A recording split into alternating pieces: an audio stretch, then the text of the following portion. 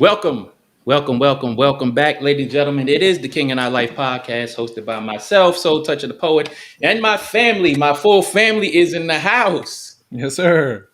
Hey, Son So Lex. it's your girl Phoenix.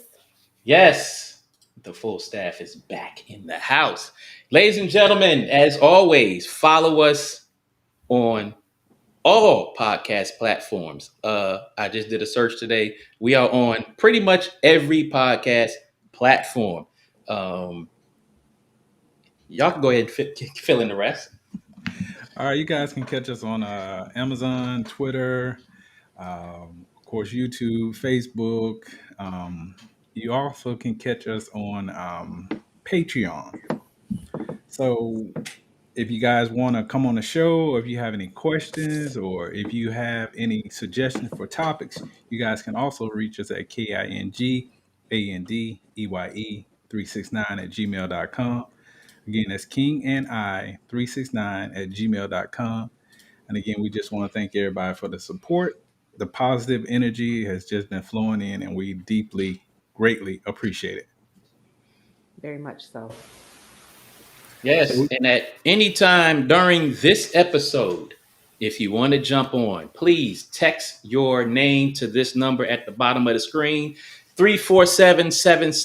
347-778-1082, and we will try to get you on.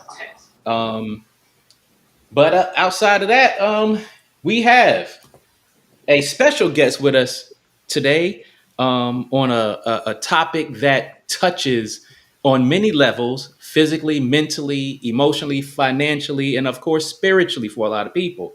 We have Mr. Freddie Adams, Funeral Director. How are you doing today, sir?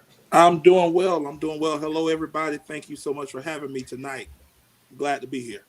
Now, before I jump the gun, son, so Lex, do your thing, my brother.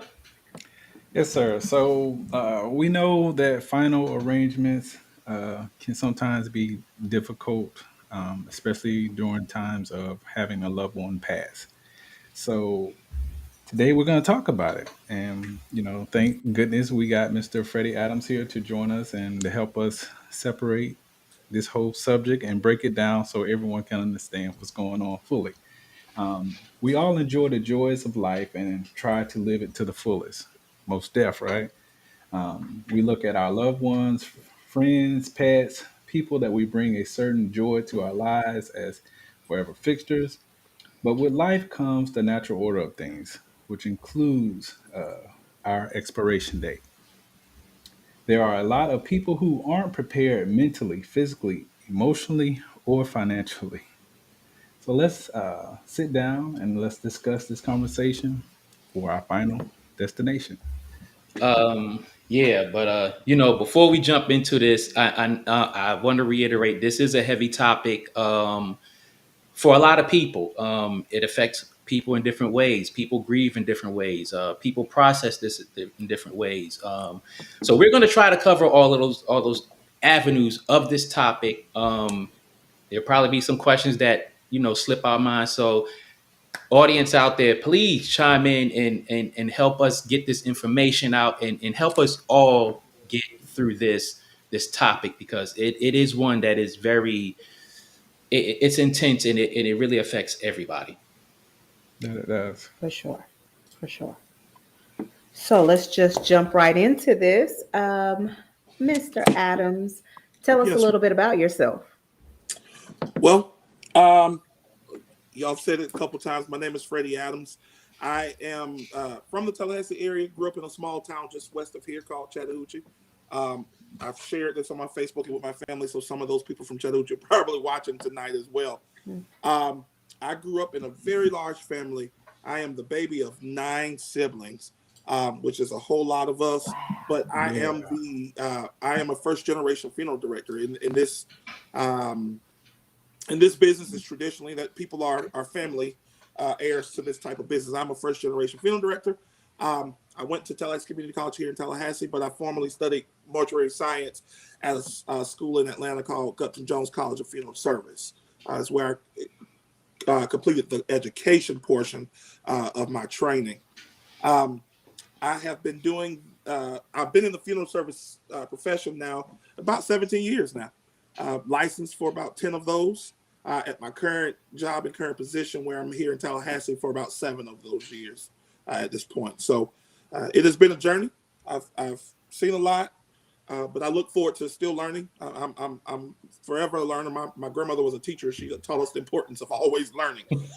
So I think every day there's something that we can learn, and anything that I've learned, I'm glad to share it with people that I've learned. That I encounter, so that they can be educated on this topic. Like they said, it's a very heavy topic, but I think it is a necessary conversation that more and more families need to have. Very, very necessary. And we are so glad you're here. Um, so tell us, when did you decide this was a career path for you? Like, how do Yeah. you get to that decision? Okay. So this actually was this is an easy question for me. I've known since the 8th grade exactly what I wanted to do in life.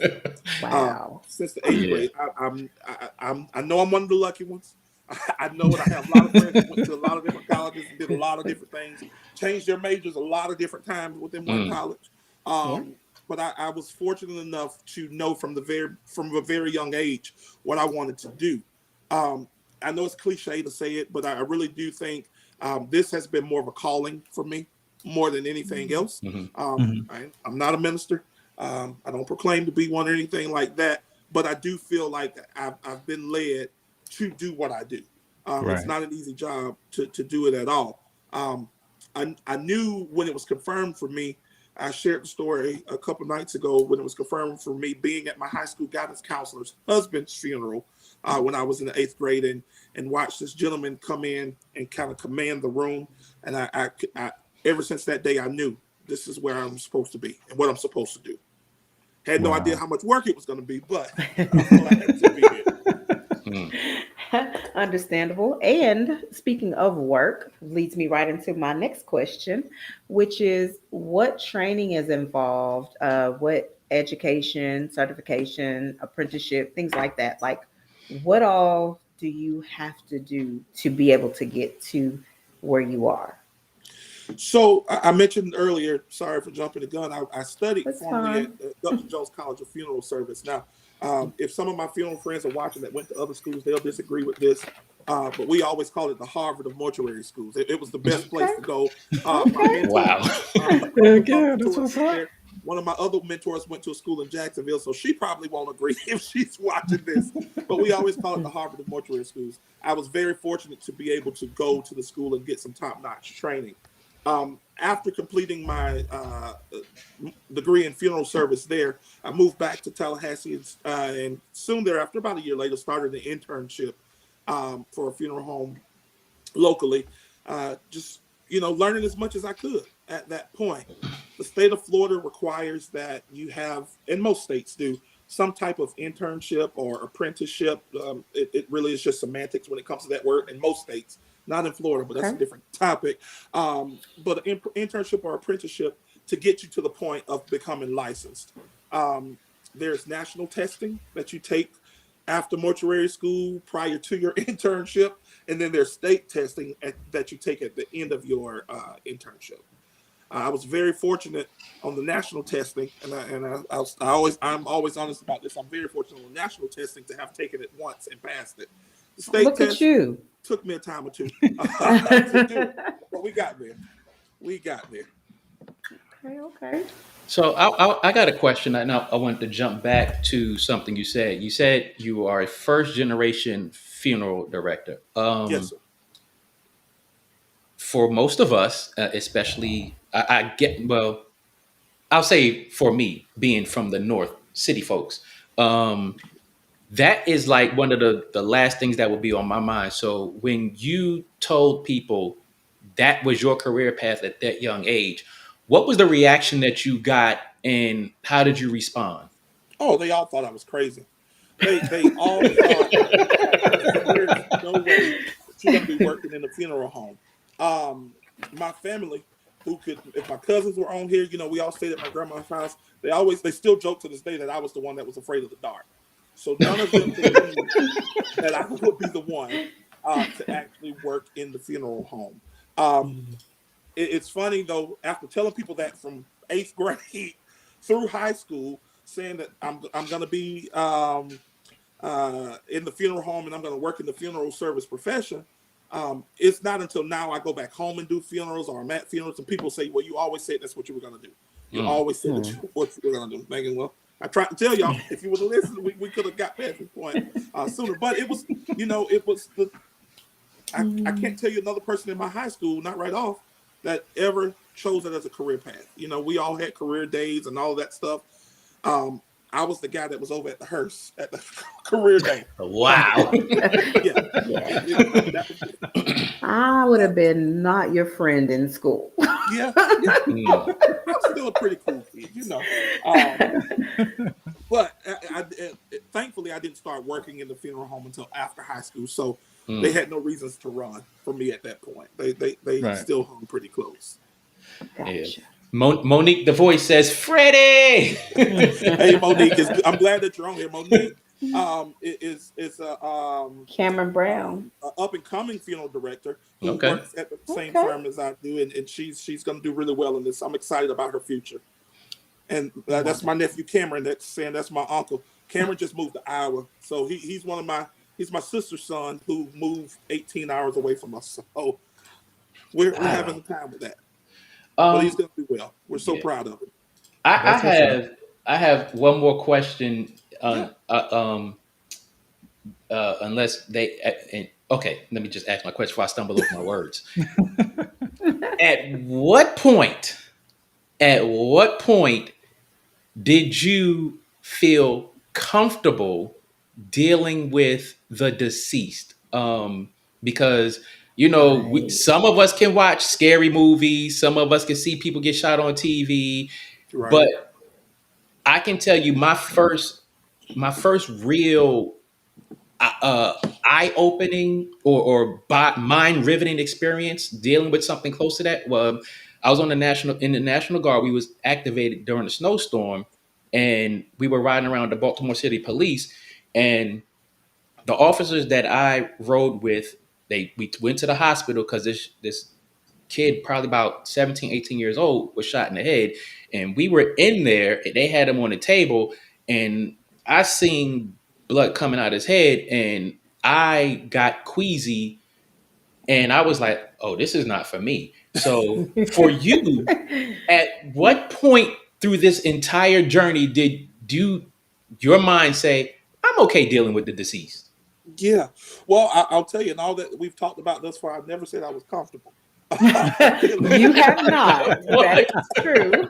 Um, but I've learned to tolerate. I will say, for the first, few years or so, I didn't necessarily like being in the funeral home by myself.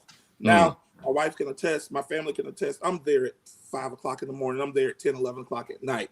Um, mm, you there's a sense of peace, mm, there. Some of these people, you from talking to their families, they've struggled, they've had um, hard times, they've done all kinds of things, and at that point they're at peace. That's the most peaceful time of their life. Yeah. So comfortable. 17 years later, I'm still getting there. I've learned how to tolerate it though, very well. And yes, I've seen all of that you've described, and probably a little bit more. And it's nothing that you ever get used to. In fact, my old mentor, Mr. Bradley, used to say, if you ever get used to it, it's time to step away for a little while, Yeah. to just take a step back. Yeah. It mm. definitely makes sense. Yeah. Well, before I Well, start, go ahead. oh, I was going to say, Nate says, Mr. Freddie Adams, the best funeral directors I've had the pleasure of working under. He's right. It takes a special person to be a first generation funeral director. Um, then we have Cherry Lowry. He is serious about this, you guys. He has always been interested in dead people. Cherry's my cousin.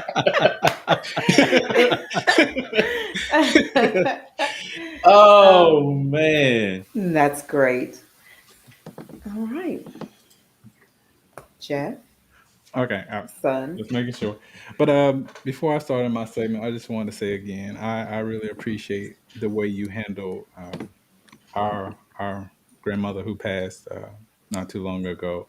Um, when you're going through something like that, your mind is basically scrambled Yeah. because you're trying to deal with the process of what has happened.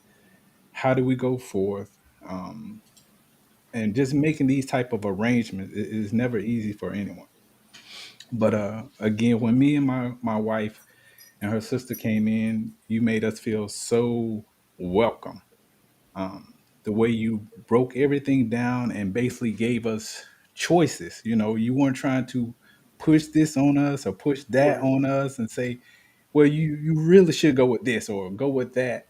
And again, that was one of the main things we appreciated because we Yeah. got exactly what it was that we needed to make sure she had a great home going. So again, I just want to say thank you for that. Yes, sir. It was my honor to serve your family. I say this to every family. I really appreciate the opportunity to be able to serve a family. It's a privilege. There's a lot of places in this town. Uh, in Tallahassee alone, there's a lot of funeral homes in this town. Mm. So I always say it's an honor and a privilege to serve a family. I never take that for granted. And I appreciate your family allowing us to present our different approach to celebrating life. He said that, but Yeah, he our Yeah, put different his approaches to chest out on celebrating that life, one. and we'll probably talk a little bit more about that later. But our approach is just different than a traditional funeral home. Traditional funerals I do very well, but we like to do some other things as well. definitely. Okay. But I can attest we hadn't gone to maybe like two other places before we even came to your funeral home. And it just I don't know, it felt kind of like, well, you do that and we'll do our thing. And Yeah, go here to get that and it was just so much like on top of what we already had going on. right. And when we came Mhm. again to your establishment, it was like, don't worry about it. We got you. You just tell us what you like, what you don't like. Otherwise, you good. And again, we just really appreciate that. Yes, And Um, sir. that makes I all appreciate the the difference in opportunity. the world. yes, Yes. it Yeah, does. yes, it does. Before you get into your question, though, All son right. Solex, Jugular says, by the way, ladies and gentlemen, following, if you have questions, please throw them out there. We will address your questions the best we can throughout this process. But Mr. Diver says, how do you deal with the whole embalming process? Thank you for that question, juggler diver. Um, it's it's I I personally describe embalming as a sacred process. There's something about preparing a person for their final moments with their family that's very sacred and special to them. We deal with it carefully. We deal with it in accordance to all laws and rules and things that we have to follow. But we at that moment have to kind of step back and say, okay, we're doing this to give somebody a lasting memory that they may not otherwise get to have. Um, so it's a very, without going into too many details about the process itself, it's a very carefully done process that we treat everybody with the utmost respect. Even in our care center where we care for loved ones, they're on our stations and they're kind of there. We even give them modesty and respect in there, trying to cover them as much as we can to make sure that process is well taken care of. Uh, Juggler diver, who knows me personally and has been in that area with me, he can tell you I talk to people. If this is little Miss Jones over here, I want to make sure, Miss Jones, I'm going to take good care of you. I want you to be comfortable with me here taking care of you. It sounds crazy, but I want to make sure that if any spirits are floating in this room, that everybody know that Mhm. I'm here to be respectful, to do what I'm doing. That's right. Because I was definitely gonna say that you need to be on Miss Jones' good side. Yeah. Hmm. He has another question. Also, how do you hold your composure when family starts screaming, crying? I cry at Disney movies. That's Well, we're me. human. Sometimes there's it's impossible sometimes to hold your composure. Like I talked about earlier, taking yourself out of it. You try to remove yourself now. I have a rule that sometimes I break is that I don't cry or get upset in front of families because I don't want to add to their grief. Right. That's not Right. my job. But I will excuse myself from the room, go to my office, go to an outside place, and take a moment to get myself together to go back in because families at that point they need someone strong in the room for them. Hmm. Right. And if I ever feel like I can't be that person in the room strong for them at that moment, I need to remove myself from the situation until I can get myself together, so that I can be that tower of strength, so to speak, for them in that moment. Um, it's hard. It gets difficult, but you learn to say, "Y'all, excuse me, just for 1 minute, and I'll be right back with you." My staff is here. They're going to take really good care of you while I'm gone. Okay, we got one more question before Sun Soul Let's get to his. Um, Sean says, "Is your ideal funeral service focused on celebrating the life of, or more so comforting the loved ones in attendance?" Huh. My ideal funeral service is more focused on celebrating the life of, and in doing that, I think it comforts the loved ones in attendance. Okay. Yeah, Um, and I I agree. don't want to make, I don't want to be confusing on that, but I think if we focus on how this person lived, who this person was, what made this person who they were, it in turn gives the family comfort. It's easy to focus on the last moments of their life, how they passed away, what was going on in that moment. Uh, of course, we're sad that that person passed away, but focusing on the years of life that they've had, the times that we were together, that we made each other happy, um, the times that we could celebrate big moments in each other's life, that in itself, I think, allows a family to have comfort during those moments. Okay. Okay. Definitely. All So, right, son. So, in general, when would you recommend people start preparing for arrangements? Now, Mm. I tap the screen, tap the mic, or whatever I can do. Uh, Prepare now. So many times, so many people. Um, it might have been my grandma, my great grandma used to say, "Don't let him catch you with your work undone." Um, so many times people get caught with their work left undone. Um, Death has no respective of age, no respective of time. And even though we all want to have another day, another minute, another hour, we just really don't know when our time is going to be. No, we So don't.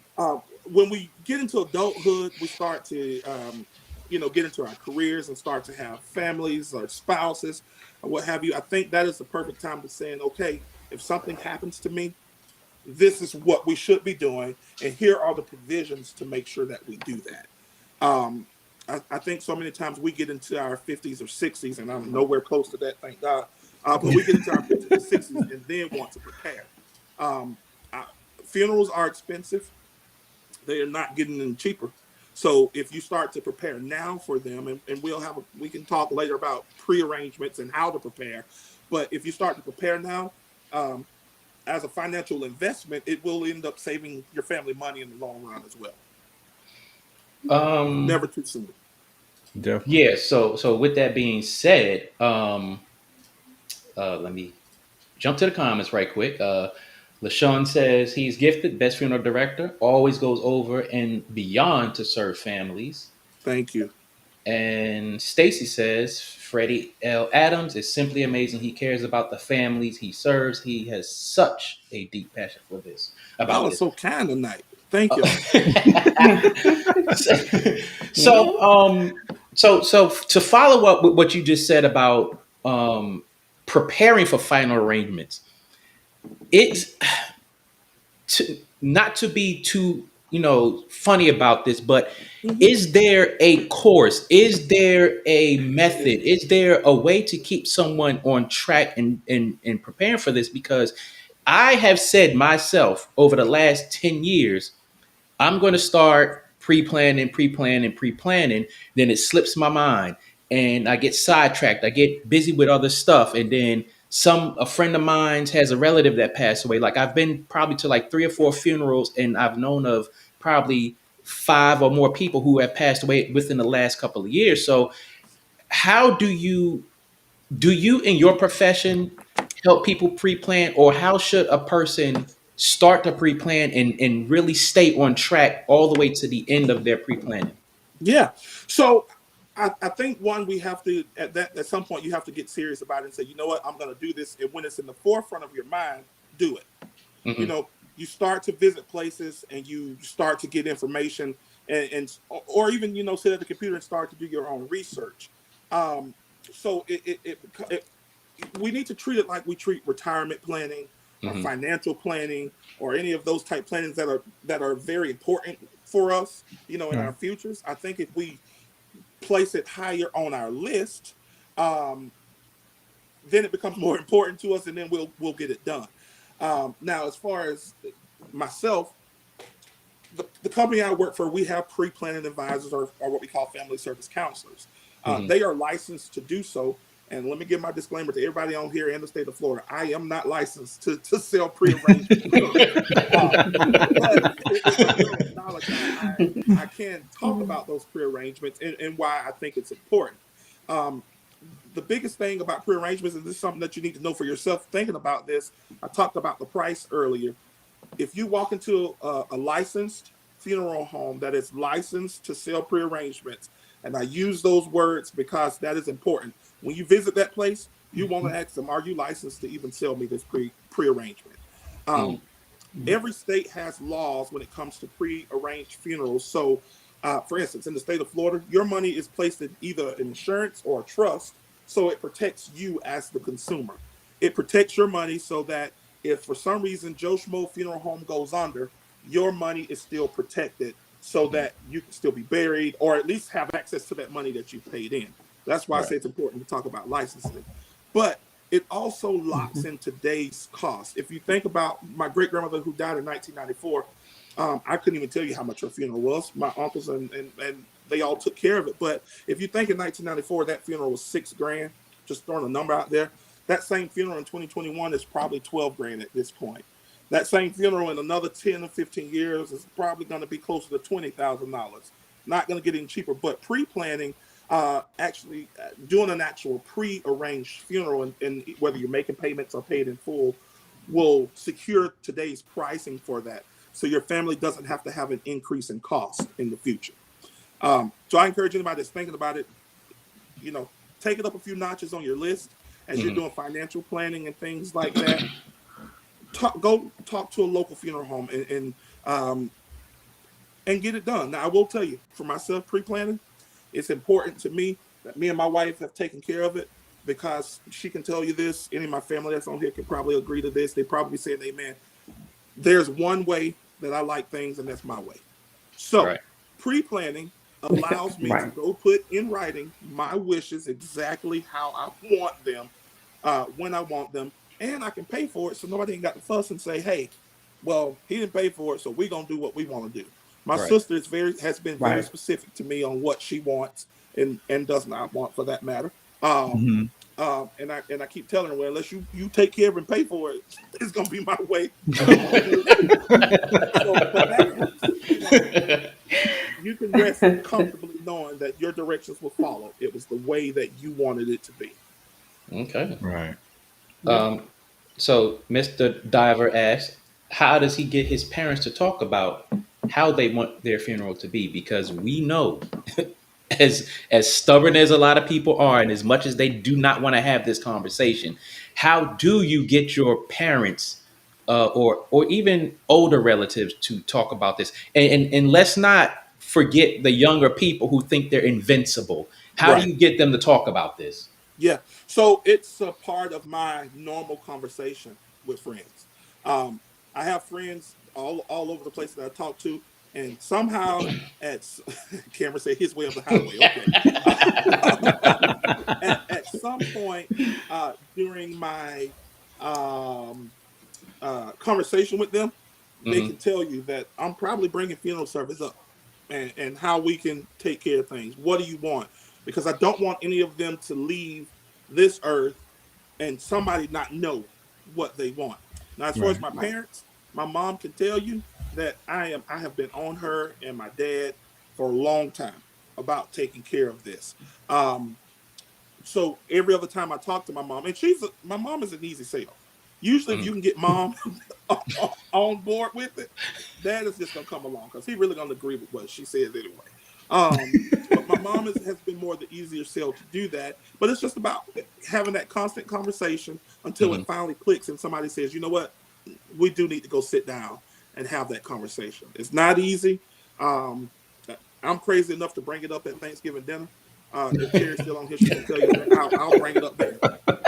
We'll throw it Oh man. because I want to know. We want things taken care of. Right. Mm. So as you said, and the disclaimer, you are not licensed, but can you speak to pre-planning options and what all potentially goes into it? Yeah. So when you sit down with a pre-planning advisor or pre-planning counselor or somebody who's licensed to sell that, um, they will usually have a list of questions for you. The very first two questions they're going to ask you is, do you want to be buried or do you want to be cremated? Mm-hmm. That's the first option. Now, culturally Exactly speaking, what they ask. if I may go there for a second, cremation is kind of on the rise in our culture, but it's traditionally not something that people were comfortable doing uh, with their families. So I think sitting down with your pre-planning advisor and figuring that question out first helps. Then they move into, okay, you want to be buried, you want to be cremated. Now, if you want to be buried, where do you want to be buried? If you want to be cremated, what do you want to happen to your cremated remains afterwards? Um, I always tell people cremated remains are not something that other people want to inherit. You know, I may Mm. want to take grandma home, I may want to have her with me, but when I die, who's going to take grandma after that? If we decide Right. to keep her in the house. But those conversations grandma could have already had with the funeral home themselves. Right. After you decide, thank you, Miss Siegler, I appreciate that. Very After nice. you've decided burial, cremation, where I'm going to be buried, what's going to happen to my ashes, it's about the options at that point. Do I want more of a celebratory service? Do I want a traditional church service?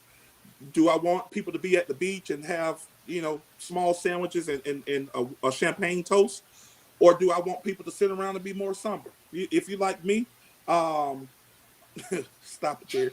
If you like me, I want people. I come from a very religious family. I will likely have a church service, especially if I go before my mom. She ain't gonna care what I'm saying. But I will say I've told my family I want more of a celebratory atmosphere. I want them to get together. I love being with my family. I love. I don't necessarily love cooking for them, but I always end up at the grill or the fryer somehow.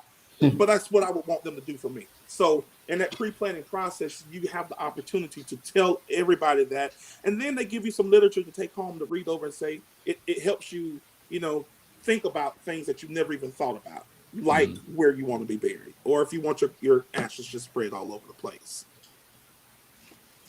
So, if you would just explain to the people what's the difference between pre-planning and pre-paying. Yeah. Well, you know, I could plan to go to college, or I could plan to send my kids to college, but I could take out a Florida prepaid fund and pay for them to go to college in advance. Um, Hmm. Prepaying this means that you have put some type of monetary, um, you put money down to start paying for this process, whether it's Right. just a small portion or you're paying over time, or whether you write one check and pay for it all at the same time. What we're talking tonight, what a lot of people talk, like I've talked with a lot of my family, is just pre-planning. Is you just telling me the things that you would like to see, things that you would want to happen, but you haven't funded it. We could sit at the dinner table and you can say, Freddie, I want when I die, I want a mahogany casket. Well, if you hadn't prepared to have that mahogany casket, you might decide to paint it mahogany color. But you get taken care of. Paying is where you really want to be. Now, you may have people on here that says, "Well, I have life insurance." Well, yeah, a lot of people do. Mm-hmm.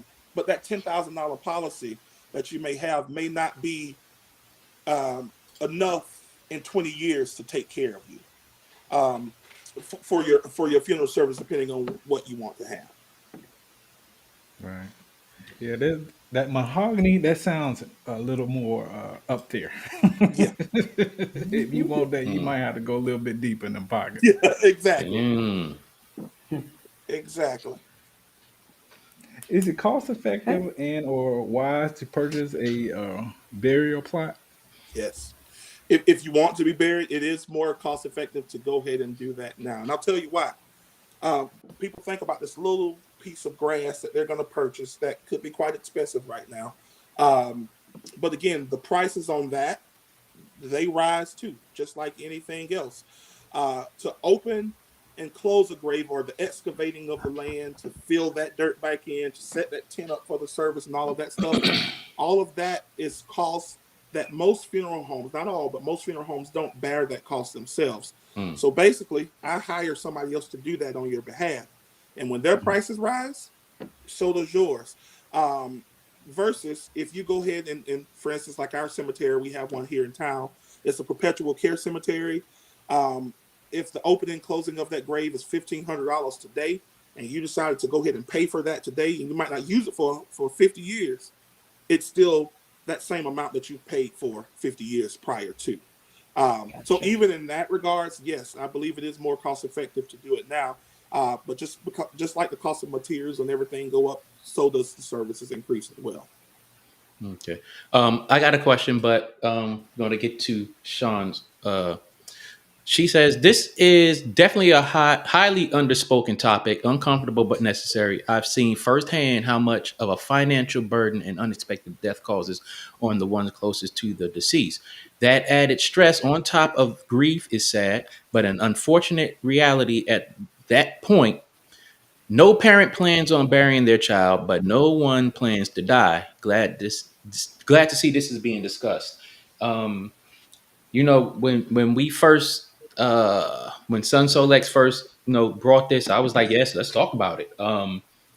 This is definitely something that needs to be talked about. This is, it's like one of those taboo conversations. Like you can't talk about politics and religion. You can't talk Right. about death planning. But um, I'm glad that we're having this conversation because it's very important.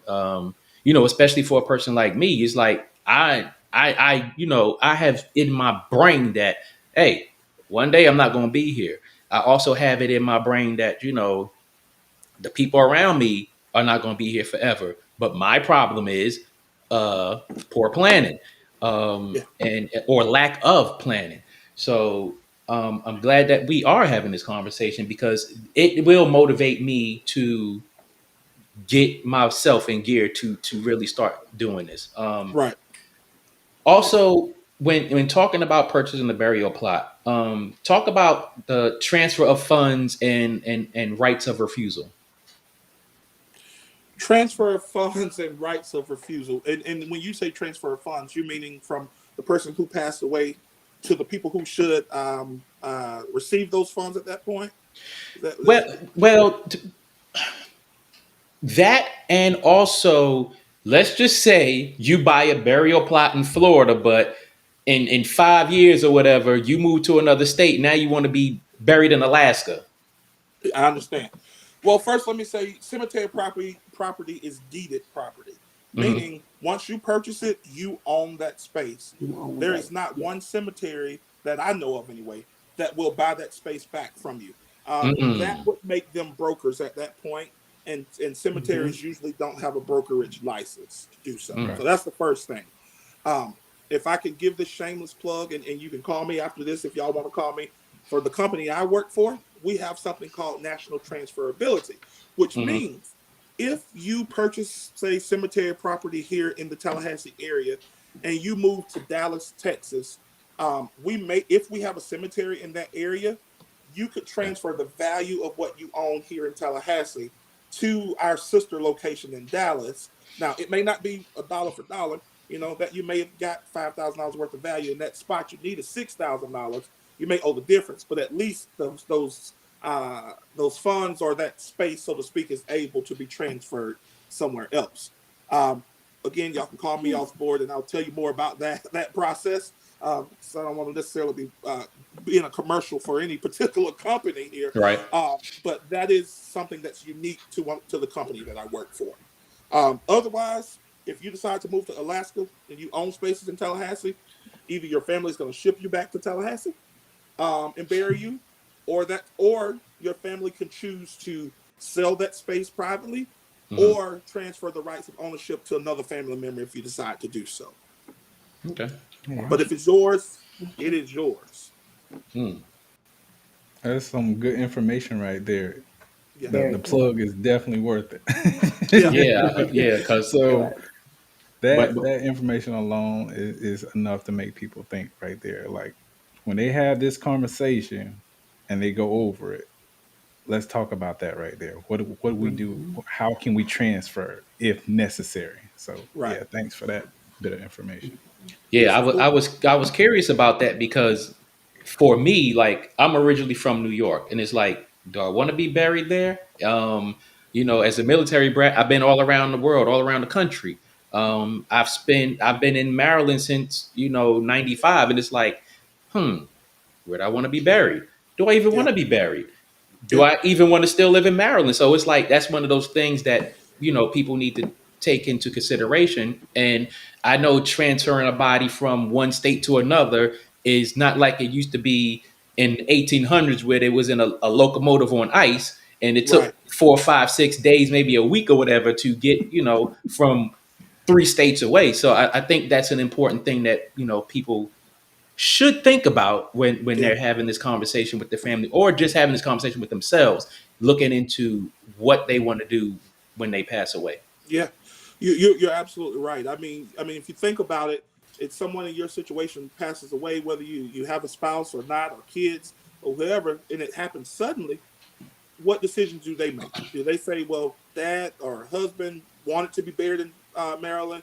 Well, he's from New York. The rest of the family is there. Well, dad wanted to be cremated. What do we do with his ashes? That I've seen families unfortunately have to toil over those decisions for hours, and at the end of the day, they think we're just going to make the best decision that we think he or she would have wanted. Right. Um, Pre-planning, taking care of this thing ahead of time takes all of the guesswork out of that.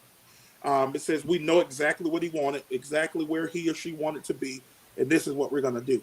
And coming from a big family like mine, where there's 9 of us, if we had to make that decision about one of our parents, it could be a tough decision. Hmm. Now, I recognize my situation is a little bit unique because I work in a funeral home, but that's not Right. everybody else's story. You Right. know, I trust that my siblings, especially, would probably lean on me and depend on me for some answers to some questions. Although my sister, who's on here, thinks she's the one in charge because she's the oldest, and I always tell her that I'm the twin. So I'm taken care of, but my son has told me on multiple occasions that is going to be something that he dreads. He doesn't want to have to figure out what to do with his parents.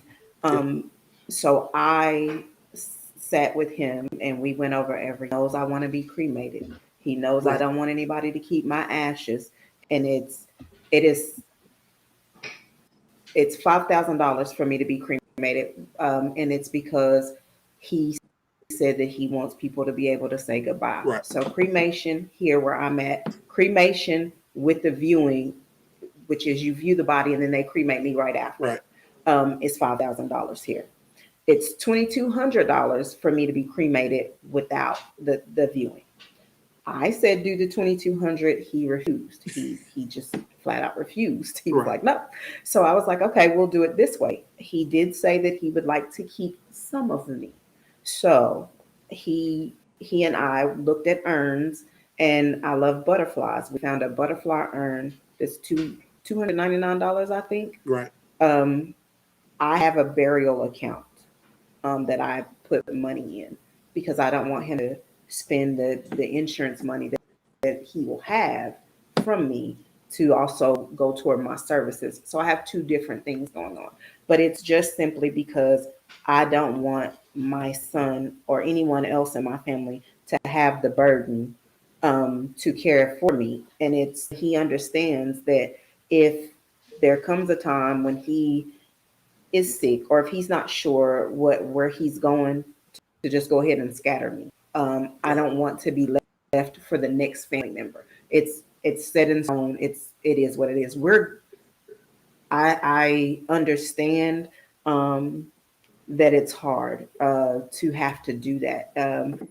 And for your children, it's just a mess, honestly. And Yeah, especially if you have more than one, which is the issue. My mom has talked to us about what she wants.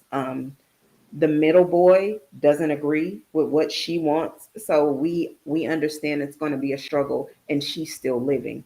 Our father, however, has said that he doesn't want us to do anything. He's going to take care of it all. Um, I had a sister-in-law that passed in June. Up until the day she took her last breath, she made all of her funeral arrangements herself. Her sprays, her burial, who came to, because she lived in Louisiana, but she's from Arkansas. She called the funeral home and said, "Hey, I want you to come and get me." She knew exactly what she wanted. She done it all because she said that her husband and her child would be no good to try and do it. Right. So 2 weeks, she was dying. She had cancer. 2 weeks prior to her taking her last breath, she made all the arrangements for her funeral, all of them. Wow. Nobody had to do Wow. anything.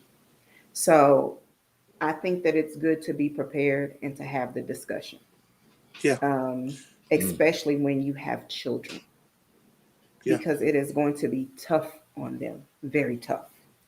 Yeah, it will be. Mm. And you brought up an interesting point. You talked about, your mom telling you all what she wants done, and the siblings might have some disagreements on what mom wants done. Hmm. Um, if I can tell you about a case that I've dealt with, a family I dealt with who decided to cremate mom. She didn't make any prearrangements.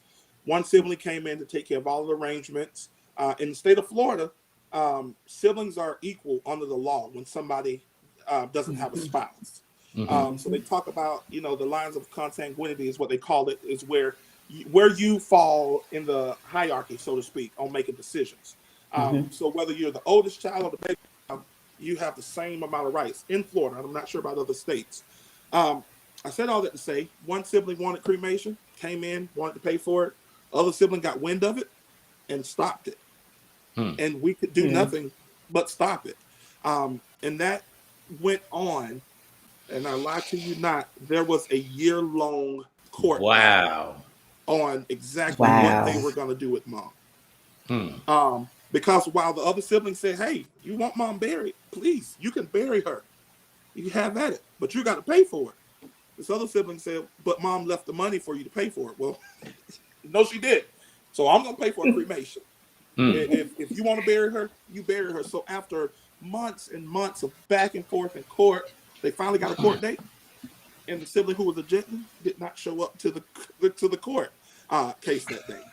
So Okay. after a year of that, we That is cremated a mom the day after the mess. court date because that sibling did not show up, and the judge at that point the judge had made an order, said that we can move forward with the cremation. Hmm. So we do what we call a self-authorization form, Hmm. meaning if you do a pre-planning Hmm. funeral for our company and you decide that you want to put it in writing, you want to pay for it up in advance, you can also authorize your own cremation. Mm. That stops siblings from saying, "Hey, we don't want mom cremated." Well, mom signed this piece of paper herself and said that she was going to be cremated so we can move forward. Yep. Wow. Yeah, that Yeah. And definitely that's sounds like that exactly makes Wow. what the we have process to a do. whole lot easier. Yeah. Wow. It with my sibling that is so objective, it's not going to make it. I mean, he sat there and listened to what she said, and he still had a fit. It's just going to be difficult with that Yeah. particular one. It doesn't matter what sign. He's just not Mm. for it. Yeah. So Wow. Wow. So Hagen says, very proud to know this outstanding funeral director, the right, honest gentleman to inform viewers on this sensitive topic. Much respect and awesome presentation. Thank you, thank you, thank you from Thank you, Miss Hagan. us. yes. She is the And funeral director herself. So she okay. is doing big things. Oh. She's called Hagan Legacy because she is taking over what her dad has already started. Hmm. But she is doing really, really great things in the funeral service profession as well. Mm. Okay. That's great. That's what's up. Thanks, Miss Okay. Legacy, for joining us. Yes. So does does the funeral home provide counseling referrals for families, or do you have counseling services built into your service itself? Yeah. So again, I have to refer back to the company. Every good funeral director, let me say this: every good funeral director, um, before serving the family, while serving the family, after serving the family, should have resources available to those families that that can help them through this process. I mentioned earlier, I'm nobody's counselor. I've been through grief myself, but I've also been to grief counseling myself. Mm-hmm. Um, so whether it's your local hospice that has some resources or a local agency in your town, I hope every funeral director, and if they're listening and they don't, please listen to me on this. Um, find those resources in your community that can help your families. There are a lot of free resources out there, and most of our families are not in a position to look for those resources that they needed. We need to be able to say, you know what? Oh no, he froze. People. Oh, technical Well, difficulties. Uh, Is he back? almost came back. There you go. There okay. you Uh, are. there you Are we are. good? You froze. Okay, Yeah. my bad. I'm sorry. I don't know what's going on. No The problem. company that I work for, though, we do provide a year worth of grief counseling, Mm-hmm. or we call it That is compassion helpline amazing. to our families. What they do is they can get a card if they need it that gives them an 800 number that those families can call for 365 days to talk to at a moment's notice a licensed mental health counselor over the phone. Just to say I'm having a moment, I need to talk. Mm-hmm. I mean, having something like that is definitely handy to put it in simplest forms. I mean, because when a family is going through that, and again, when it's so sudden, and in some cases, again, like we are saying earlier, people handle grief differently. And in some Right. cases, it doesn't hit you until you sit down in the chair to make the arrangements. So Yeah. all of a sudden, it's like a ton of bricks have just dropped on your head, and you are looking around like, how do I even deal with this? Right. That's one of the questions that goes through everybody's mind at that time. How do I deal with this? So having some type of counselors at their disposal, definitely I would say come in handy. Yeah. Mm. Um, I got a follow-on question to that.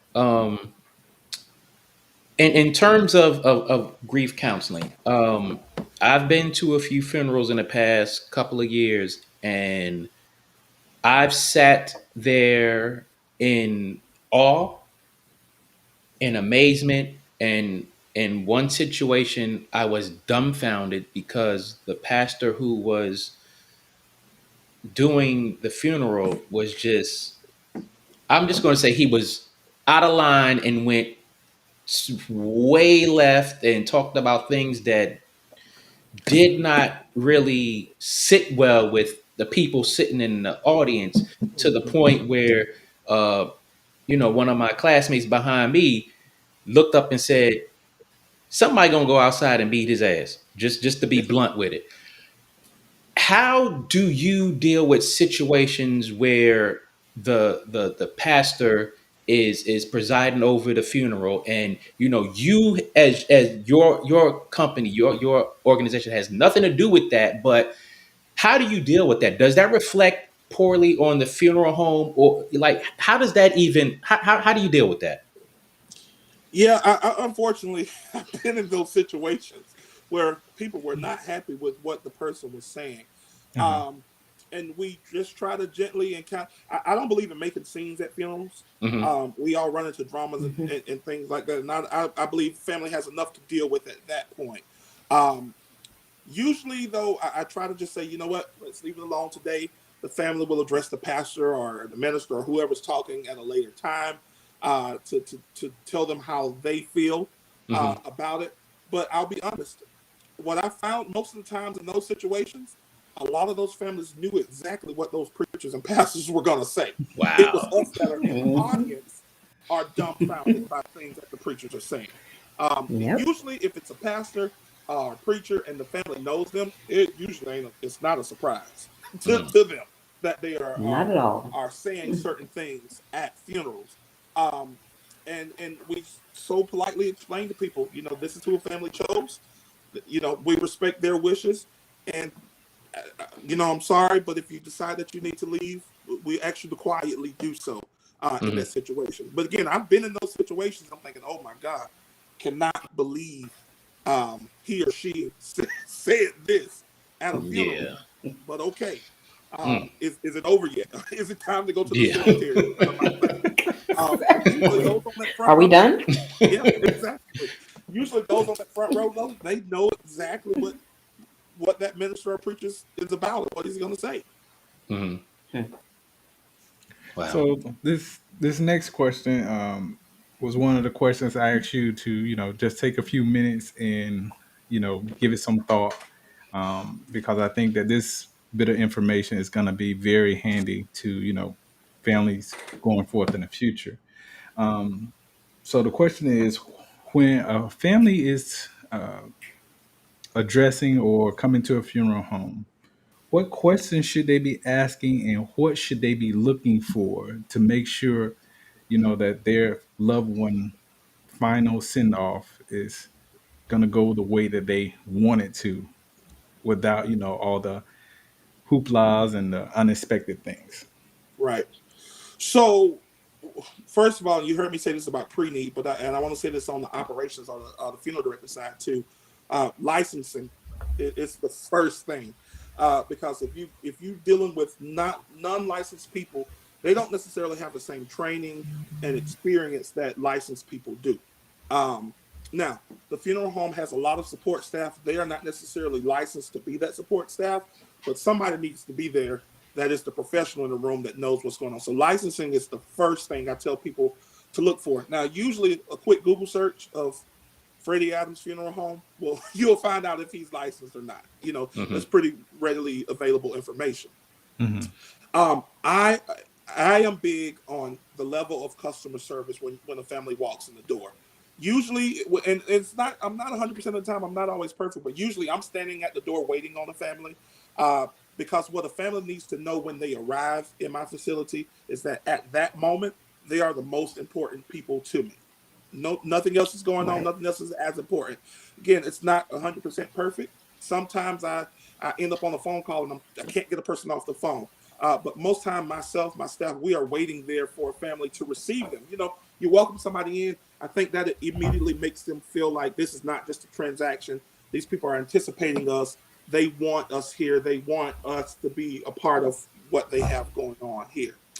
Um, I always tell people to watch out for the sales pitch. You mentioned earlier about showing options. That is not what funeral homes it should be about selling things. We need to show you the options. And some families choose the high end option, some families don't. And that's okay. If your funeral director seems to get antsy and aggravated with that, that's probably a sign that you probably need to go somewhere else. And I think another one of the biggest things for me is you mentioned earlier visiting other funeral homes. I think funeral homes should be almost like one-stop shops, meaning I shouldn't have to say, hey, you want to take care of your loved one, you go visit the florist, you send this obituary to the newspaper, you take care of this over here. I need to be the one, the professional in the room, to say, you know what, I have resources to help you take care of all of these items to make sure that your services go off without a hitch. I think if you look kind of for those few things, um, and it starts off on a good foot, you usually good to go. With that funeral home. Now, am I saying that God knows I'm not perfect? We don't ever do everything right 100% of the time, but I think even in that, when you experience a problem, the person's response to that problem is usually a good indicator too on how they're going to handle things. Yeah, because definitely, like I was saying before, man, we, visited other funeral homes, and again, someone were telling us you need to go here to get that done, you need to go there to get that.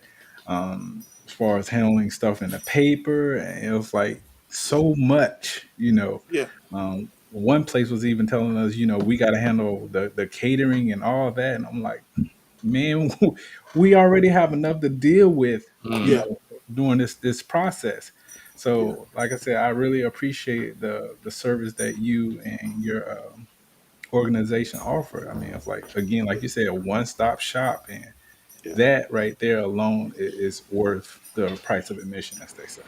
yeah. Mm. Yeah, it really is important to me that I can say, hey, these are your options. You don't have to, even if we didn't do the catering, at least I could have a caterer in mind that, hey, you could call these people and they could help you. get that Right. taken care of. Because that's not something every funeral home does, and I don't want to throw any funeral homes under the bus. But I don't want to. My goal is not to provide or give you extra work. My goal is to take some of that burden, some of the necessary side of things off of a family, so that you have time to grieve and to be with your family. Yep. Mm. Um, so people handle things in different ways. Parents pass away, best friends. How difficult is it to work with parents who need to bury a child, um, especially an infant? Yeah. Mm. That is probably the most difficult part of my job. I'll be just honest with you. I don't have children just yet, but my sister, who was on here, my sister has 6 boys, and those boys are like my babies. My brother, my other siblings have kids. Those kids are my babies. So I can't imagine the pain that they would go through, God forbid, if that were their situation. Um, it is difficult. Again, like I mentioned earlier in the program, it becomes the thing that you have to say, I got to remove Freddie out of it and Hmm. be this tower of strength for them in that moment. Because although I'm emotional, I'm a nervous wreck because I don't want to say anything wrong in the room with these people. I have to remind myself I'm hurt for them, but they are the ones hurting, grieving their child. Hmm. And I've buried, unfortunately, everything from a stillborn child uh, to teenagers and young adults. It is unfortunate. It never gets easy. It's never one of those things that you can say, okay, I've done this before, because Hmm. every single situation is unique. Every single situation is different. Right. Um, and it I mean, I've even buried 40-year-old children and their parents are in there taking care. It is just as gut wrenching for that parent to take care of their child as it is their infant. So Hmm. it never gets easy. It Mhm. is it is probably the single most difficult thing about my job. So, It happens. It's unfortunate, but it is terrible. It's terrible to deal with. My funeral directors and my staff, they usually run from those cases. mm, Me included. We're usually I trying to can pass that imagine. case around because we I don't want to have would. to deal with that. Now, I have some that are young mothers and things like that on my staff, so I try to, in my own way, shield them from it so they don't Hmm. have to, have that thought in their head. But at the same time, I have young adults. Cameron was on here earlier that I love and I care for, and I can't even imagine, if it was them in that situation. Did one of y'all have a follow up to that? No, not me. No. Um, so my follow up to that is in situations like that. Um, do you have do you, okay? So a person calls or comes in and says, "Hey, I have to bury my child," and you as the professional, you have to keep it together. Do you is there do you have a counseling person on standby knowing the delicateness of that situation, or do you just rough through it and handle business as best you can? Do you refer a counselor to that person right away just in case they don't have that type of thing out there? Yeah. So we we rough through it really the best we can. What I like to do in that moment, because unfortunately there are some decisions that they have to make, even in their emotions. But what I do is I don't rush them through the process. I will spend hours in the room with them. If they need to stop after every single section we go through and cry, we'll stop, and we kind of go at their pace. If I've had families say, you know what, I just can't do it right now. We need to Hmm. come back tomorrow. That's fine. You don't need to do it right now. We will come back tomorrow and reconvene to get this taken care of. Um, there are some decisions that I've grown comfortable with making for a family. I mean, if we get to the point where a family has said they're going to bury their child and they're obsessing over flowers, I'm Hmm. comfortable enough in my job now to say, you know what? Don't worry about that. Let me take care and make that decision for you. I Right. promise you it'd be nice. If it's not, I'll refund you your money for it. So small, minute details, I've learned to just say, you know what? You don't need that extra burden to think about what poem is going to go in the middle of a folder, because you need to deal with the passing of your child. Now, as far as grief counselors is concerned, I make sure they have that compassion helpline card, because what I found out, people are more um, likely to go and sit at their house on the phone talking to a counselor over the phone Hmm. than they are to go sit in a group class a lot of Right. times. So even if their house is full of people, when they lose a child, they got more company than they can stand. But Hmm. it's at 1 o'clock in the morning in the still of the night that they're really having a hard time, and nobody's there but them. They're left with their thoughts.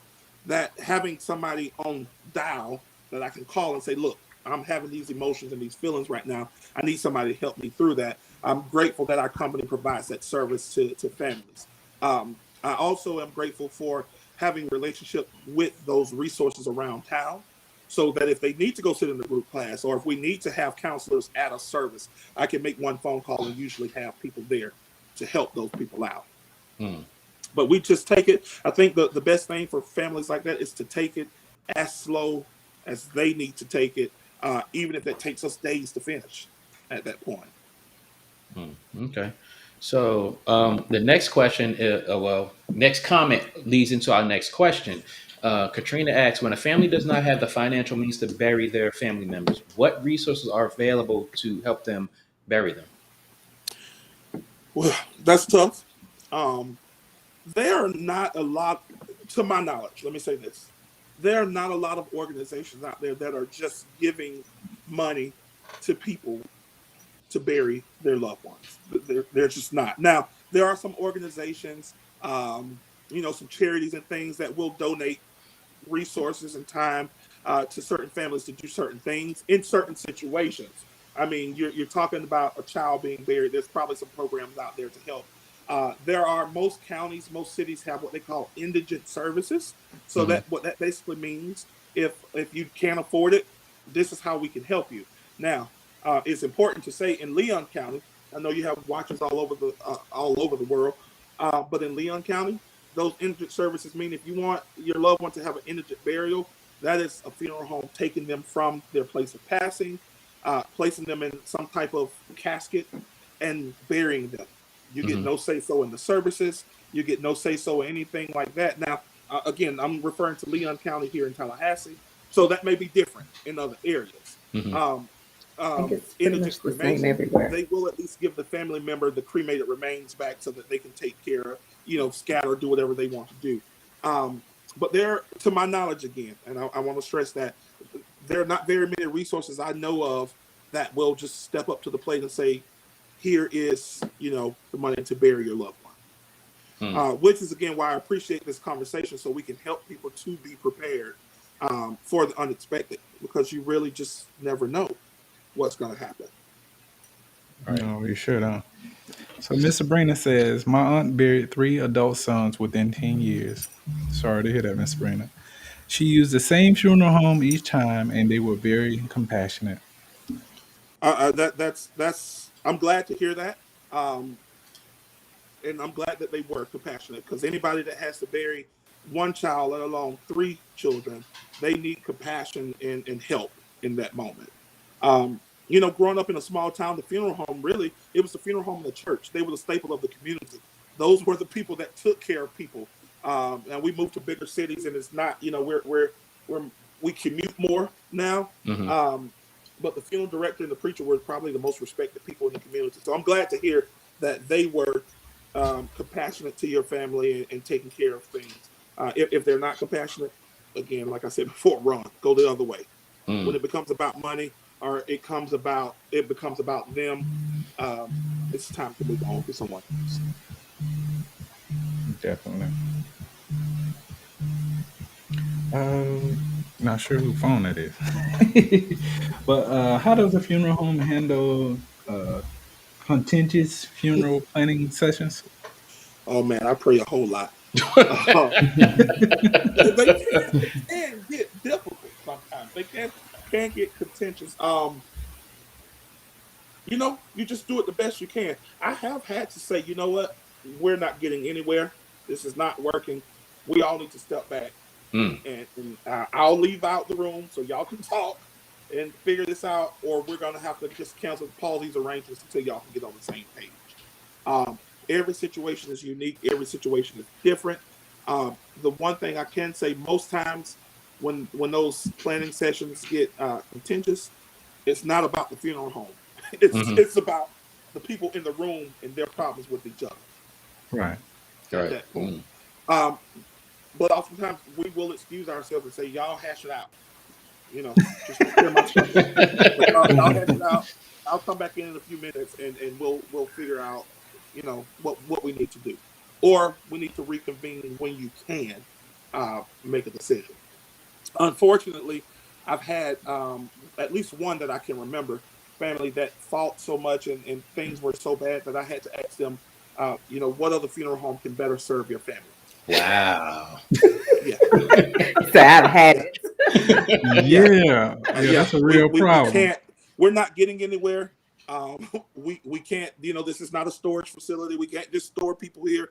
So I need to know what place can better serve your family than we can. I don't like to do that because I don't like to create another funeral director's problem. But unfortunately, sometimes you have to say we're not getting anywhere here. So Right. it's time to move on. So when it comes to situations like that, and you'll have the grieving person, you have the hothead, you have the confused person, and you're not getting anywhere, and it's just all over the place. Has it ever come to a point where you say, "Is there another funeral home that can service you?" Is there a cost incurred or whatever to transfer that person's deceased family member from your funeral home to another? So if any funeral home has brought a person into their care and they have been, just even if they've been there for a few hours, the family has incurred some cost at that Mm-hmm. point. Um, and the reason behind that is because I have a team right now at 8:42 at night that is on standby waiting to bring a loved one into the care.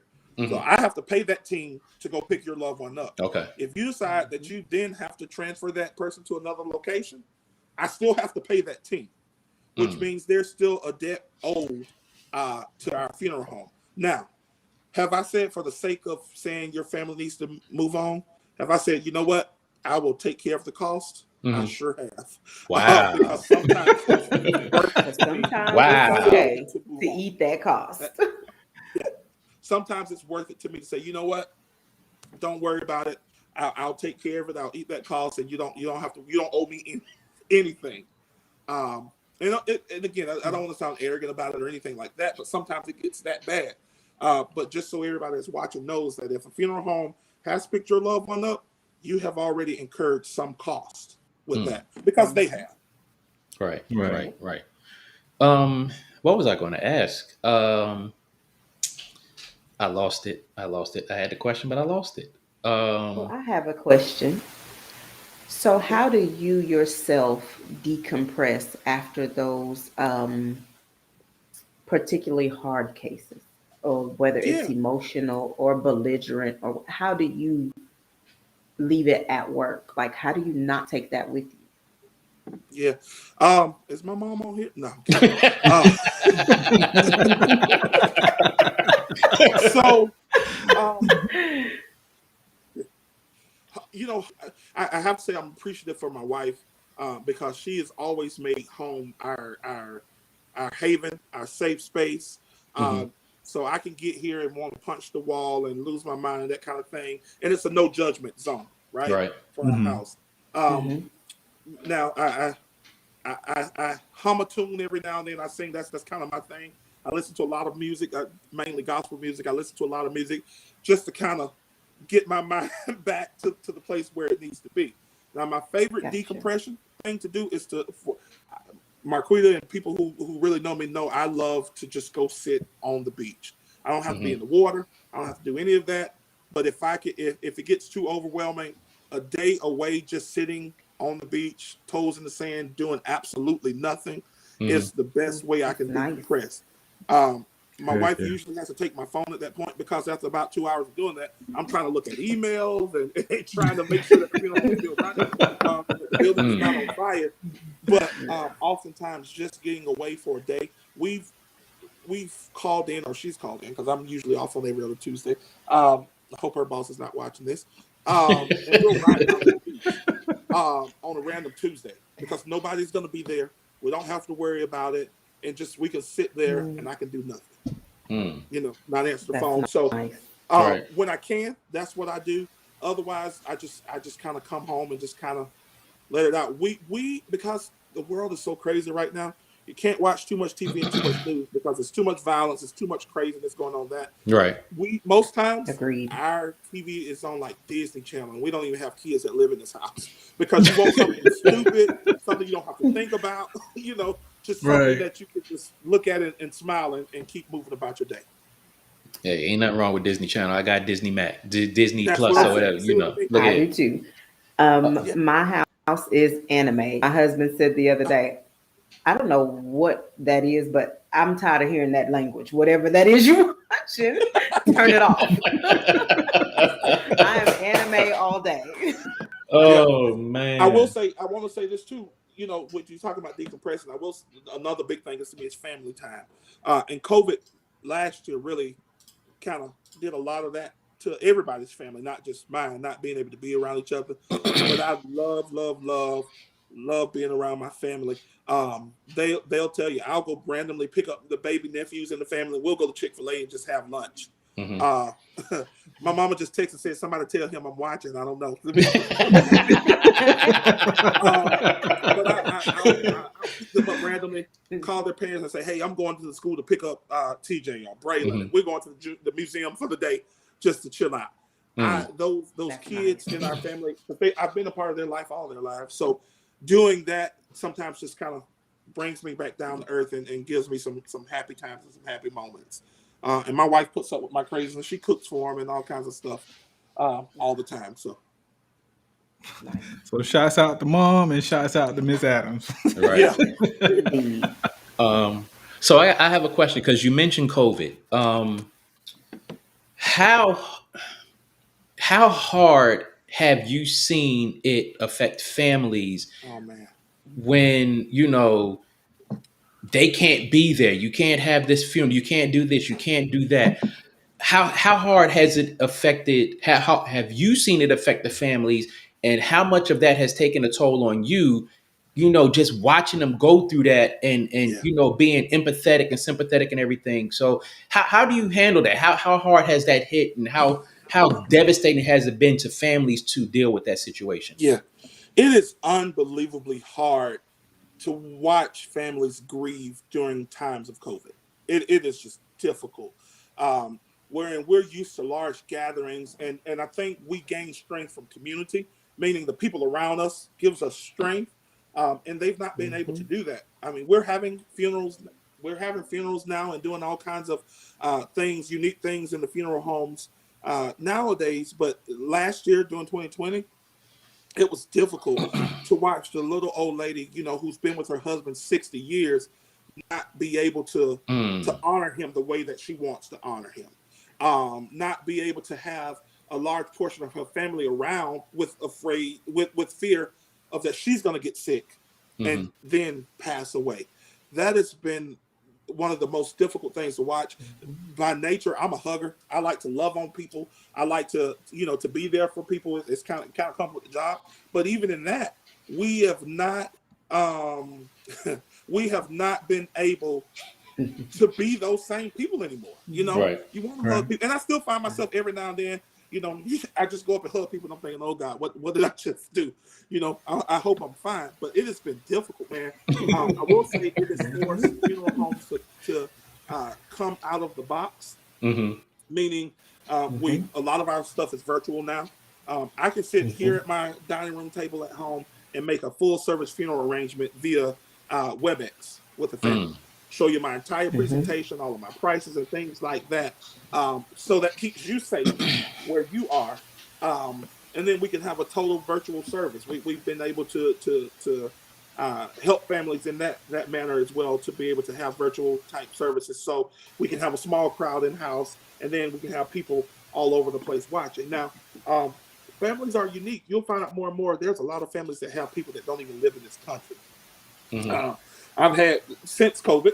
And since virtual services, we've had people watching from Europe, and I had one girl watching from Australia. And I'm thinking, I don't know what time it is there, Mm, but they were up watching services. But that's been the one blessing out of COVID. It has allowed us to think outside of a box right. to better serve our families. Those are things that'll never go away, even after COVID is over and done with. Right. Virtual arrangements, virtual services. I think those things are here to stay. So that's the plus out of it. But it's been just heartbreaking to watch these families not be able to get together, Mm, especially with the fear of spreading COVID too. right. I mean, Right. Right. we've unfortunately had some situations like that families have had to quarantine prior to and after services because they think they've been exposed at one point. Mm, wow. So yeah, this next question. I know several years ago, when it comes to funeral arrangements and stuff, I have seen some strange or just some different things online. With that being said, have you experienced elaborate requests for funeral arrangements? Because I've seen where they've had people on motorcycles and cars, holding, you know, liquor bottles, and please just have at it. Yeah, I got you. So we have a saying around our funeral home: if it's not illegal, immoral, or unethical, we will do it. However, I also say that I have limits to what I will actually do. Um, while I think our funerals should be celebratory, and I don't knock those people who do it. So if any of them catch a hold of this podcast, do your thing. It is not my thing. I think there should be two classy times in our lives. That's when we get married and when we're buried. Um, Now, I like a good turn up. I I'm like a with good that. party. I'm not saying that. But it is not likely that I will be the funeral director of your choice if you want your loved one sitting on a motorcycle or on a car, in a car. I'm not your guy for that. Now, what I am your guy for is if that you mentioned the liquor bottle. If Dad had a favorite drink, if it was Hmm. Scotch, I am all for let's hire a bartender for Dad's service and serve those who are legal Scotch when they come into the room to have a final drink with Dad. I've hosted Mhm. happy hours. I mentioned to someone else that I had one guy, his favorite drink was Budweiser in a can. Hmm. I can't imagine it, but we didn't serve. The bartender served at his service Budweiser in a can to everybody that wanted one, and instantly the family and their friends felt a sense of relief because they knew Hmm. he was there. That was his thing. Right. So I'm all for Mhm. celebrating. I'm all for unique and individual services, but there's just some things that I don't want to cross the threshold of. Right. I think they should be classy and unique and celebratory, but there's just some things I look at it. I'm scratching my head wondering how did they even do it, first of all. And Mhm. secondly, why do you want to do it? Hmm. Um, Yeah. but again, to each his own. If that's your request, great. Let me see if I can put you in touch with a colleague that may can help you fulfill that desire. Mm. So I'm just not going to be able to do that. I'm just not going to be able to do it for you. But I do believe there should be some classic times in our lives. And I Mm. think your funeral should be one of them, whether that's with a casket up front, whether that's a picture up front, whether that's an urn up front. I think that should be uh, uh, a moment filled with joy, love, and happiness, but respect as well. Mm. Definitely. So, I- to follow on with that, when there is something, let's just say it's just odd, not over your threshold. Let's just say it's odd, and it's something that you feel someone else would be better at doing that. How does that conversation go between you and another funeral home? Like, do you call them up and like, hey, I got this family who requires such and such, and it's not my forte. Are they on the phone like, are you crazy? Or, do y'all have those moments where it's like, man, I can't believe they asked me that, and you be like, man, I can't believe it either. Yeah. Or you, how does that Or is conversation go? it, or is it why you sending them to me? I don't want Yeah, them. yeah. I imagine that'd be more of why you send them to me. I can tell you in my experience, I've never had to actually call somebody else and say, "Hey, this family has this weird request. I cannot fulfill this request. They'll be better with you." Thankfully, um, it speaks to the caliber of operation that you run, though. Hmm. The customers that come in our funeral home aren't looking for certain things. Hmm. There are certain places that they think can probably better fulfill those needs. So thankfully, I haven't had to deal too much with that. Now there are some requests that I leave the room and I'm just like, okay, how am I gonna, make this work? Hmm. But we do. I think it wasn't necessarily a funeral request. I had one gentleman who did not want to leave his mom at the funeral home by herself. There's lots of other people there, but he did not want to leave her there until she was cremated. Hmm. We accommodated that for him by allowing him to pitch a tent on our property. Wow. Couldn't be in the building while we were not there. The building needed to be secured, Hmm. but he stayed there until mom came out of the crematory and was back into his hand. He packed his tent up and he went home. Wow. Um, so things like that, we've gotten those type of strange requests saying, I don't know if this is going to work, but we usually make them work. Thankfully, Hmm. knock on wood or something. Who knows what tomorrow brings when we have that type of request. But I am thankful to have a lot of colleagues, both near and far, that I can make some phone calls and say, "Hey, I seen something like this on your Facebook page. You may yeah, Oh, wow. So Mm. I got this one last question. We know that we've had you on here for a while. Um, so again, thanks, Mrs. yes, sir. Adams, for allowing us to have you on here. But walk us through what the process is when someone comes into your establishment and say, "This is what we're going through. What can you do for us?" Yeah. So, when I get that phone call or get that visitor into the funeral home, my goal is to sit down with them and after they said this is what we're going through, then I can ask the question, okay, how can I help you honor or celebrate your loved one's life at that point? Okay. So it opens up the dialogue between me and the family. They say, this is what we were thinking, this is what we want to do, or we don't know what we want to do. Um, I think the families that say we really don't know what we want to do are probably my favorite because it allows me to show them the possibilities of things that they can do, things Right. that they've never thought about doing. Um, you know, just because grandma's funeral 20 years ago had a casket at the front, a flower on the top, and two flowers on each end, and the preacher singing Amazing Grace and giving a scripture, Hmm. doesn't mean that the funeral has to be like that now. Right. So those families that say, you know what, we really don't know what we want to do, sometimes are my favorite because it allows me to say these are the possibilities. Have you thought about celebrating moms or dads or whomever we're taking care of? Um, have you thought about celebrating their life this way? Have you thought about the fact that we can, you know, bring her favorite flower into the room? We could put up scenes of the beach in the room. Have you thought about something like that? Now we recognize that's still not for everybody. There are a lot of Hmm. traditional funerals, but it allows us the chance to at least present that to them when they come in the room like that. I like my arrangement conferences, my time with families to be more of a conversation.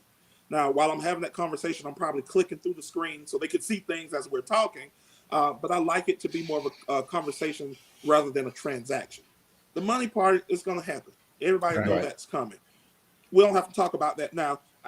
I'm a Southerner, so I never bring up money first. I always let families bring that up to me. Um, Most families, if they're having financial challenges, most of them, they will tell you that in the beginning. So that allows me to say, okay, well, we need to look at instead of that mahogany casket, we probably need to look at something over here that will better fit your budget. Right. But it allows them to take their focus off of the financial burden of it. And it turns their focus to how can we honor and celebrate mom, dad, brother, sister, husband, wife as uniquely as possible because we're all unique individuals. Hmm. We all have something that we love. Y'all hosting podcasts. Why wouldn't it be a good idea to have your microphone and your headphones set up at your service, or make Right. centerpieces out of microphones and headphones? Because the people who are going to come into that service are going to know these people hosted podcasts, and I know that's something that they love, and it brings them back to the center of the room. It makes it about them. That's nice. Yeah. Yeah, Really nice. that really is our goal. Again, it doesn't happen with 100% of the families, because oftentimes some families come in sit with what they're doing, and that's okay. We're okay with that. But others allow us to have that unique conversation with them. Definitely. Um, Because when we came to you and you had this nice size screen, television screen that you're using as your monitor, and Yeah, it displayed everything so brilliantly, that it allowed us to have that time to think about it and say, okay, we like this one, or we have this one in a different color, or things right, along that line. So again, that was something we really appreciate, the fact that everything was laid out simple, straightforward. You took a lot of the guesswork out of it for us, man. right, right. mm, I'm appreciative to work for a company like that that's forward thinking, and they want to make it as simple as possible. Making funeral arrangements is not an easy process, but if I could do something like that and show you stuff on the screen, we get in our cars and we touch screens and we do all kinds of stuff. Why not do that in the funeral home when we're making decisions about other things? So again, I'm appreciative to have had that opportunity to show you all that. Yes, sir. so I have a personal question when it comes to my idea of how I want to go. Um, I, I would like a military funeral. Yeah, Period. Um, what are the parameters for performing certain types of military funerals that you are aware of, or that your funeral home specifically performs? yeah. So a military funeral, surprisingly, it's or not surprisingly, it's not what you see on TV. It's Um, not. yeah, it's nothing like that. Now, when you see the big military funerals in person this day, usually that's an active duty soldier or a high Hmm. ranking official for some reason that Yep. they've been able to do that. Um, Mhm. if you've served, and this depends on personnel in the area that your funeral is in, but if you served at least, if you have an honorable discharge, no matter how long you serve, Hmm. the military will come and do flag folding and play taps for you. All right. Oftentimes, if you've served or retired from the military, if they have the personnel, they will do a rifle salute for you Hmm. as well. So, as far as the military portion of the service, that's the extent of the services that they provide. When you see military pallbearers and things like that, unfortunately, that's usually an active duty soldier that has passed away, and they bring Mhm. everybody out to do that. I've had the distinct honor of doing those type of funerals. I've had the distinct honor just 2 years ago burying a gentleman that they identified who perished in Pearl Harbor. Mm. So I've had that Wow. honor, and he was considered an active duty soldier. So Right. I've had the honor of bringing him back home, and all the things that you see on TV. Some of that stuff is real, just not all of it. Yeah, Now, as it far is as very true. yeah, Right. just as far as your own personal military service, what's available to you as a veteran of this country is one a space in a national cemetery, Hmm. whatever the closest one to you or wherever you decide that you want to be interred at, and the headstone. Then that's available for you and a spouse or a dependent too. So if you have a dependent child, some of us have children who are physically or mentally disabled. They are considered a Mhm. dependent of yours, even if they're an adult. They can be buried in that national cemetery as well. Um, at, Prior to the portion at the national cemetery, though, anything else that's military related or military like, your funeral director will arrange for you.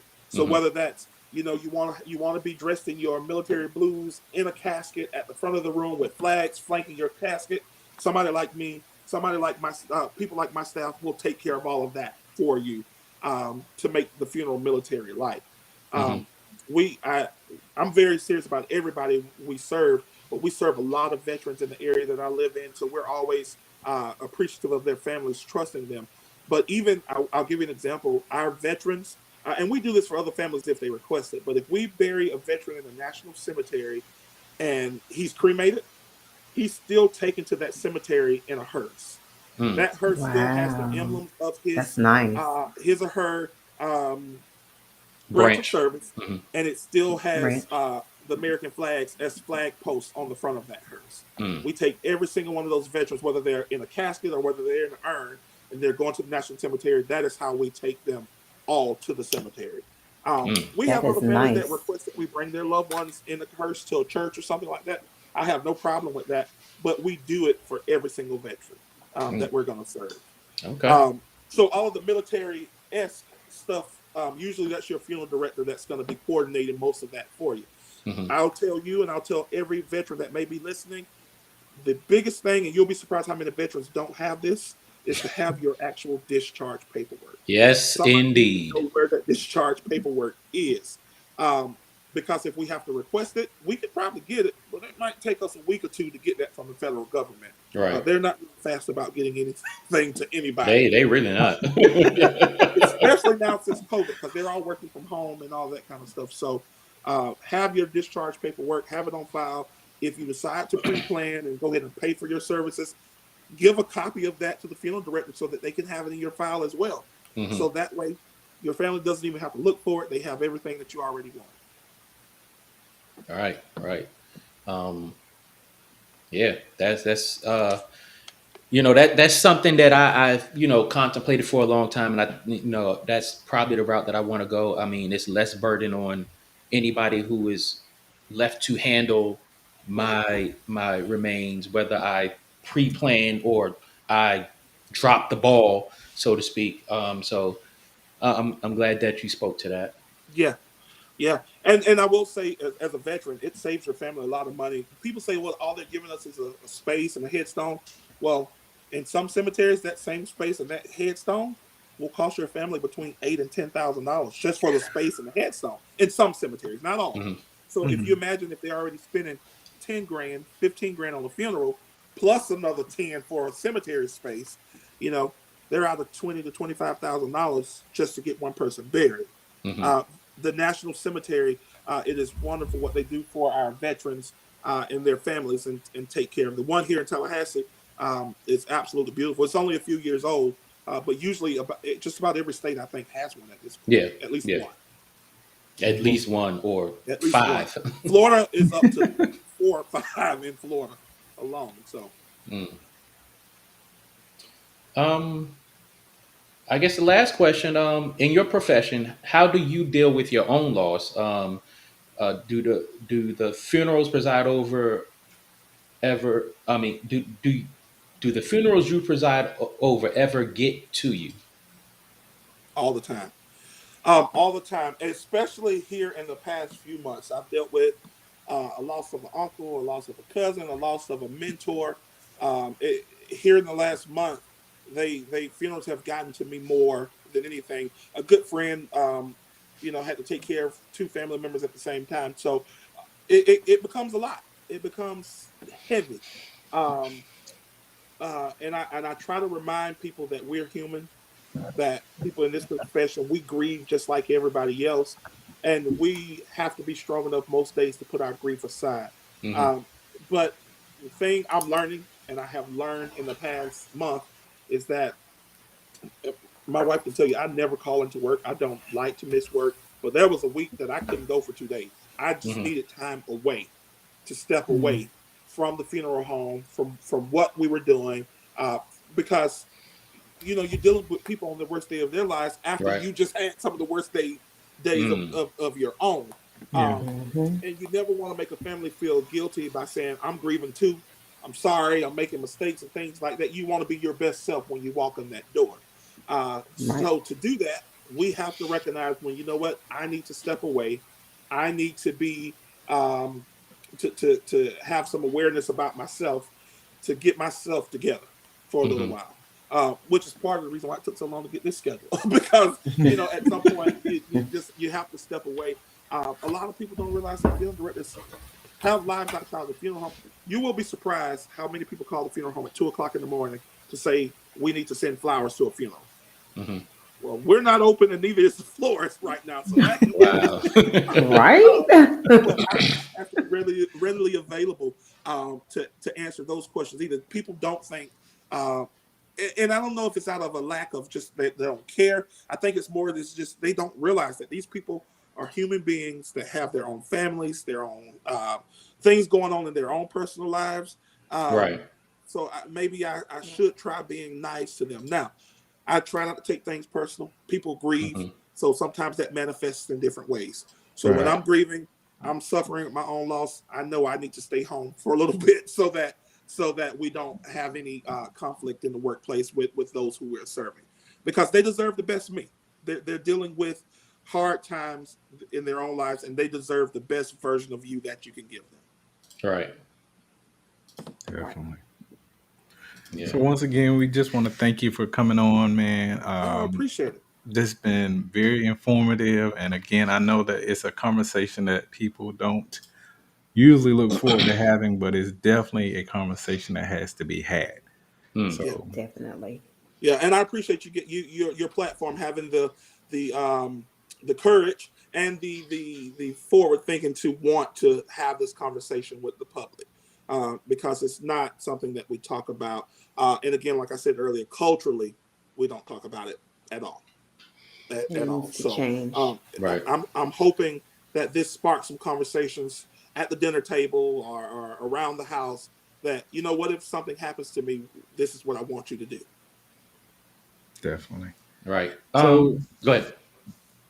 how can the people reach you if they, have any questions or Yeah, hopefully not going through that process, but if it right. is that time, how can they reach Yeah, you? I'm always glad to answer any questions and any curious questions that people may have. Again, it's Freddie Adams. I can be reached at the funeral home I work for is called the Cully's Meadowwood Funeral Home. That's here in Tallahassee. We've proudly been serving this area since 1903. The number there is 850-877-8191. I'm usually there all the time. So you can always get me there. If you can't get me there, you can hit me up on my personal email. That's Freddie, Freddie, Adams02 at gmail.com. Freddie Adams02 at gmail.com. All right, All great. right. All Phoenix, right. you got anything? Oh no, I just really appreciate you coming on, Mr. Adams. Thank you. I appreciate you, Miss Phoenix, for having me. I really do. This was something different for me. Made me a little Mhm. nervous, but we're good. I'm glad to You have did great. Yeah, Yeah. outstanding, sir. Outstanding. Yeah, I echo the sentiments. Thank you for coming on and having this conversation with us and with our viewing audience and everyone that came on your behalf to, chime in, give feedback, ask questions, and everything else. This is definitely one of those conversations that need to be had. That we and in ourselves, we need to be proactive in this, because if you on time, you late. Yeah, Um, and and for myself, I can speak for myself. I definitely need to get on pre-planning and stuff like that. This conversation has motivated me to say, hey, let me get my DD 214 and start yeah, looking around for where I want to be handled and everything like that. And for everyone who has tuned into this episode, I put a survey in the chat. So please take a minute and fill out that survey. Give us the feedback, and definitely know what your thoughts were, what your takeaways were from this episode. We can pass this information on to Freddie. What you thought, and if you have any further questions, we can forward those to them. He can respond to you individually, or we can do a follow up episode on this topic. But yeah. thank you very much for joining us. We did find humor in this topic, and humor is good to lighten the load of this heavy topic. So Definitely. uh, we definitely appreciate it, man. Yeah. Well, I appreciate it. If I could say one last thing, if anybody who thinks about pre-planning or anything like that, just know that your life is worth celebrating. It Mm. doesn't have to be anybody else's Yes. version of that celebration. Your life is worth celebrating. Whatever it is, it's worth it. Hey, Real wisdom right there. Yes, it real is. Wisdom. Yes, it wisdom. is. Yes, it is. Hey, Great way to wrap this up too. yes, it is. Hey, and while we're wrapping this up, you can subscribe to us on whatever podcast platform that you choose to utilize. Um, Look us up on social media, King and I Life Podcast. Pretty much on, as Phoenix says, just look us up. You could just look us up because we out here in these social media streets. We out Yes, we here. are out there. Yeah, definitely tune into us every week, 7:30 p.m. live on Facebook, YouTube, and Twitter. Um, if you have any topic suggestions or you want to come on, shoot us an email, kingandI369 at gmail.com. That's KINGANDEYE 369 at gmail.com. Anything else, my family? Mr. That's Adams, it. thank your wife for letting us have you for 2 hours of your evening. Oh We no, appreciate she's so it. supportive. So And we do she's appreciate she's you. listening. So she's so supportive in anything I do. So she's grateful. That's Thank y'all so much wonderful, for having me. wonderful. Now we're gonna And have both of y'all back on here when we get on our Black love topic, Black marriage. We'll do it. oh yeah, We All celebrate right. Black love. I believe in it.